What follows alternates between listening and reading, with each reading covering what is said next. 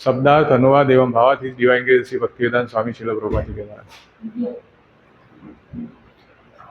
ततः પછી હસન હસીને સ ભગવાન તે પૂજ્ય બ્રહ્મદેવ અસુરેહી અસુરો વડે નિરપત્રયે નિર્લજ્જ અન્વ્યમાન અનુસરેલા તરસા બહુ ઝડપથી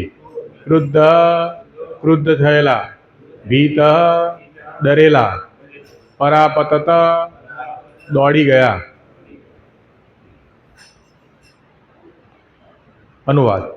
पूजनीय ब्रह्माजी प्रथम तो तेमनी मूर्खता प्रत्ये हसवा लाग्या, परंतु निर्लज असुरोने तेमनी नजीक आवेला जोईने ते चीड़ाई गया अने भयभीत थईने बहु झड़पथी नाठा। अनुवाद। भावार्थ। कामातुर असुरोने पोताना पिता प्रत्ये पण आदर होय नहीं अने ब्रह्मा जेवा साधु पिता माटे आवा आसुरी पुत्रोने त्यजी देवा ए ज उत्तम मार्ग हतो। ओम अज्ञानतिमिरान्धस्य ज्ञानाञ्जनशलाकया चक्षुरुन्मिलितं येन तस्मै श्रीगुरुवे नमः। नमो विष्णुपादाय कृष्णप्रेष्ठाय भूतले श्रीमते भक्तिविकास स्वामिनिति नामिनि। नमो ओम विष्णुपादाय कृष्णप्रेष्ठाय भूतले श्रीमते भक्तिवेदांत स्वामिनिति नामिनि। नमस्ते सारस्वते देवे गौरवाणी प्रचारिणी निर्विशेष शून्यवादी पाश्चात्य देशतारिणी। जय श्री कृष्ण चैतन्य प्रभु नित्यानंद श्री अद्वैत गदाधर श्रीवासादि गौर भक्तवृंद। हरे कृष्णा कृष्णा कृष्णा हरे हरे, हरे राम राम राम हरे हरे। तो जेवुं ब्रह्माजीए असुरोनुं सर्जन कर्युं, जे अंधकारना 5 आवरणो हता एमांथी असुरोनुं सर्जन थयुं अने ए असुरोए आवतानी साथे ज एमना पोताना आसुरी गुणो बताववानुं शरूआत करी दीधी। एटले આપણે જોયું કે બ્રહ્માજીએ પછી તેમના થાપામાંથી અસુરો ઉત્પન્ન કર્યા અને બહુ કામલોલુપ હતા, તેઓ અતિશય કામ વિષય વાસનાલોપ હોવાથી મૈથુન માટે બ્રહ્માજી માટે ગયા। એટલે જે બ્રહ્માજીના થાપામાંથી જુદા જુદા અંગોમાંથી જુદા જુદા જીવોનું સર્જન થાય છે અને આ અસુરો આવતાની સાથે જ, કારણ કે આસુરો એક આ મુખ્ય ગુણ જે છે કે અજ્ઞાનવશ ભૌતિક ઇન્દ્રિયો પ્રત્યેની આસક્તિ અને એમાં પણ સૌથી વધારે સૌથી મોટી ઇન્દ્રિય તૃપ્તિ જે છે આખું જગતમાં બ્રહ્માંડમાં એ જાતીય જીવન છે સૌથી મોટું। એટલે એ જાતીય જીવન માટે કામલોલુપ થઈ ગયા અને એ લોકો એની સંતુષ્ટિ કરવા માટે કહેવાય ને કે બ્રહ્માજી પાસે દોડ્યા, કારણ કે બીજા તો કોઈ જીવ હતા નહીં એ વખતે।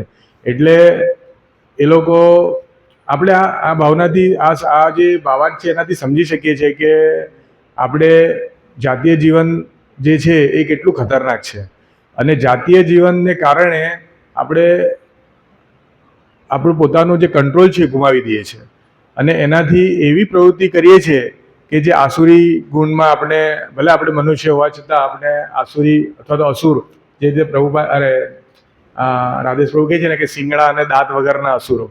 એટલે મનુષ્ય જીવન બાહ્ય રીતે આપણને મનુષ્ય જીવન દેખાય છે કે બહુ સભ્ય મનુષ્ય છે, બહુ ભણેલા છે, સાચી બહુ મોટી ડિગ્રી લીધી છે બધાએ, પરંતુ આંતરિક રીતે જે રીતે આપણે જોઈ રહ્યા છીએ કે પાશ્ચાત્ય દેશમાં અને ઇવન અત્યારના પ્રમાણમાં જોઈએ તો ભારત દેશમાં પણ જે મોબાઈલના દુષ્પ્રભાવથી જાતીય જીવનનો જે વધારો થયો છે, હરે તો એ આપણને ધીરે ધીરે આધ્યાત્મિકતાથી દૂર લઈ જાય છે, ભગવાનની સેવાથી દૂર લઈ જાય છે અને પતન થાય છે અને આપણે અને આસુરમાં કોઈ ફરક રહેતો નથી। એટલે આપણે જે જન્મ આપ્યો છે, ભગવાને જે આપણને અહીંયા મનુષ્ય જીવન આપ્યું છે એનું મુખ્ય, જેવી રીતે બ્રહ્માજી જે છે આપણે જોઈએ છે આખું સૃષ્ટિનું સર્જન જે થાય છે એમાં મુખ્ય આપણે જોઈએ છે કે વિષ્ણુમાંથી જ બધું આવે છે અને ગર્ભોદક શ્રી વિષ્ણુ છે એમાંથી જ બધું આવે છે અને અસુરો પણ આવે છે અને દેવો પણ આવે છે। તો એવી રીતે આપણામાં પણ બંને પ્રવૃત્તિ છે અને આપણે જે પ્રવૃત્તિ માટે પ્રયત્નશીલ રહીશું એ આપણે આંશિક સ્વતંત્રતા આપેલી છે કે આપણે દેવી ગુણ લાવવા છે કે આસુરી ગુણ લાવવા છે। અને બંનેનું પ્રભાવ દુષ્પ્રભાવ જે છે એ ભગવદ્ ગીતામાં કીધો છે કે દેવી ગુણ કયા કયા છે, દેવી ગુણ આવવાથી શું જીવને ફાયદો થાય છે. તો દેવી ગુણ આવવાથી આપણું પરમ કલ્યાણ થાય છે અને આપણે જન્મ મૃત્યુના ચક્રમાંથી નીકળી જઈએ છીએ. અને આસુરી ગુણ આવવાથી આપણું બહુ મોટું નુકસાન થાય છે. એક તો મનુષ્ય જીવન જે છે, અમૂલ્ય મનુષ્ય જીવન વેડફાઈ જાય છે. 84 લાખ યોનિમાં આપણે પાછા ફરીએ છીએ. તદુપરાંત જે જીવન આપણે મળ્યું છે, જન્મ પછીની વાત તો અલગ છે, પણ જે જીવન છે એ જીવનમાં પણ આપણે સતત કહેવાય ને કે મનોકામના કરતા રહીએ છીએ અને મનોકામનાઓ આપણી પૂરી ન થવાથી આપણે અસંતુષ્ટ રહીએ છીએ આખા જીવન દરમિયાન. એટલે જે રીતે આપણે આસુરી લોકોને શું છે, ઈચ્છાઓ થયા કરે જુદી જુદી, અને એમાં સૌથી મોટી ઈચ્છા છે કામ તૃપ્તિની. તો આપણે આપણું ખાસ ધ્યાન રાખવું જોઈએ કે આપણને કોઈ એ ટાઈપની ઈચ્છાઓ થતી હોય તો આપણે ભગવાનને ખૂબ જ અંતર્મનથી પ્રાર્થના કરવી જોઈએ કે ભગવાન તમે આમાંથી અમને દૂર કરો. આપણી સેવા ત્યારે વધારે ને વધારે સેવા થાય, સાધના થાય. જેવી રીતે હમણાં પ્રભુજીએ કીધું કે આપણે જેમ બને તેમ સાધના પર ભાર આપવો જોઈએ, પ્રાયોરિટી પહેલી. તો ઘણીવાર શું થાય છે કે આપણે ભક્તિના પાથ પર જેવી રીતે મહારાજ કહે છે, ભક્તિકાસ મહારાજ, કે તલવારના ધાર જેવી છે ભક્તિ, કે આપણે ધ્યાન નહીં આપશું તો આપણને વાગી જાય અસ્ત્રો. એ રીતે આપણે ધ્યાન આપવાનું છે. ટૂંકમાં ઘણીવાર સહજ રીતે બધા અમુક કહેવાય કે શીલ પ્રભુપાદજી એકદમ સ્ટાન્ડર્ડ આપણને આપ્યું છે બધી વસ્તુ, તો ઘણા એને સહજ માની લે છે. પણ આપણો પ્રયત્ન પણ હોવો જોઈએ. કોઈ આપણને સમજો 1 લાખ કરોડ 2 લાખ કરોડ પૈસા આપી દે તો એનો મતલબ એ નથી કે એનાથી આપણને બહુ ફાયદો થશે. એ પૈસા આપણા કેવી રીતે આપણે યુટિલાઇઝ કરીએ છીએ. સપોઝ એને આપણે ખરાબ રીતે યુટિલાઇઝ કરશું તો આપણે ફસાઈ જઈશું, જેલ થશે આપણને. તો કહેવાનો ભાવ એ છે કે આપણું આંશિક સ્વતંત્રતાનો ઉપયોગ કરીને આસુરી ગુણો આપણા જીવનમાંથી કેવી રીતે દૂર થાય. અને આપણે બહુ ભાગ્યશાળી જીવો છે. ચૈતન્ય મહાપ્રભુ 500 વર્ષ પહેલાં આવ્યા છે. પૂર્વ પુરુષોત્તમ ભગવાન શ્રી કૃષ્ણ 5000 વર્ષ પહેલાં આવ્યા છે. આપણી પાસે અત્યારે શાસ્ત્ર સાબુત છે. વર્ષો પછી 10,000 વર્ષ પછી આ શાસ્ત્ર પણ બધું મળશે નહીં મળશે આપણને ખબર નથી. તો ત્યારે તો બહુ સ્થિતિ ખરાબ થશે. એટલે આપણે પોતાની જે કહેવાય ને આપણે ભાગ્યશાળી છે તો આપણે મેક્સિમમ ઉપયોગ કરી લેવો જોઈએ. શીલ પ્રભુપાદજી કહે છે કે આપણે એડ જ કરવાનું છે, કંઈ માઇનસ નથી કરવાનું. આપણું જે જીવન જીવીએ છીએ સ્થાને સ્થિતા શ્રુતિ કથા, આપણે જે જીવન જીવીએ છીએ એને એ સ્થાન પર રહીને આપણે કેવી રીતે બેસ્ટ બની શકીએ, બેસ્ટ વ્યક્તિ એટલે જેન્ટલમેન, કે જેમાં કામ વૃત્તિની હોય, પોતાના પત્ની જે છે એની સાથે પણ એ માત્ર બાળકો ઉત્પન્ન કરવા માટે એનું જાતીય જીવન હોય લિમિટેડ, બધી વસ્તુમાં કંટ્રોલ, નિગ્રહ. મનુષ્ય જીવન જ એક છે માત્ર કે આ બધું કરી શકે. પ્રાણીઓને બુદ્ધિ નથી.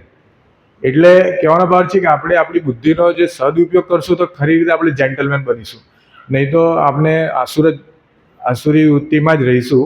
એટલે અને પ્રભુપાદજીએ બહુ સરળ રસ્તો આપ્યો છે અને બહુ સચોટ છે અને કળિયુગનો યુગ ધર્મ છે. ચૈતન્ય મહાપ્રભુએ બી આ જ વસ્તુ, એટલે ચૈતન્ય મહાપ્રભુએ જણાવ્યું અને શીલ પ્રભુપાદજી આધુનિક જીવનમાં એને કેવી રીતે આપણે આપી શકીએ એ રીતે એમણે કહ્યું કે શીલ પ્રભુપાદજી કે 16 માળા તમે ઓછામાં ઓછી કરો.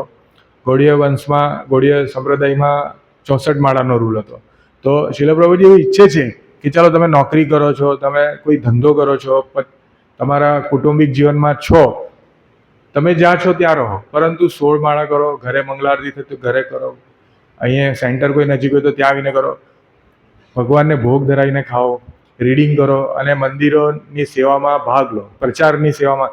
સપોઝ આપણી પૈસા નહીં હોય આપણી પાસે તો કંઈ વાંધો નહીં, આપણે આજુબાજુ જે પણ છે એને આપણે જણાવી શકીએ કે કૃષ્ણ ભક્તિ શું છે, એનાથી શું ફાયદો છે. અને આ રીતે ધીરે ધીરે પ્રચાર વધવો જોઈએ. આ પ્રચાર વધવાથી આપણા આસુરી ગુણો જે છે આપોઆપ ઓછા થાય. આપણે જેમ જેમ પ્રચાર કરતા જઈએ, જેમ આપણે સેવા અને સાધના કરતા જઈએ તો આપણા આસુરી ગુણો ધીરે ધીરે ઘટતા જાય છે. તો કામાતુર આસુરે પોતાના પિતા પ્રત્યે પણ આદર હોય નહીં. અને બ્રહ્મા જેવા સાધુ પિતા હતા. બ્રહ્માજીને ભગવાને જ્ઞાન આપેલું હતું. સૌથી પહેલા જીવ બ્રહ્માજી, અને સૌથી પહેલા જીવ કે જેને આખું વેદોનું, ઉપનિષદોનું જે ગુહ્ય જ્ઞાન છે એ ડાયરેક્ટ ભગવાન દ્વારા મળ્યું. બહુ ભાગ્યશાળી જીવ. અને એ આવા સાધુ જીવને પણ આવી પ્રોબ્લેમ આવ્યો કે એમના પુત્રોએ જ એમને હેરાન કર્યા. તો આપણે પણ જોવું જોઈએ કે બીજો પોઈન્ટ એ છે કે આ આસુરી તત્વોવાળા જીવો આપણી આજુબાજુ છે, આપણી નોકરીમાં હોઈ શકે, આપણા ઘરે પણ હોઈ શકે, ઘણી જગ્યાએ મળશે આપણને આજુબાજુ. તો આપણે શું આના માટેનું ઉત્તરદાયિત્વ છે? તો આપણે જોઈએ કે ને, જ્યારે દેખો તારે કહો કૃષ્ણ ઉપદેશ.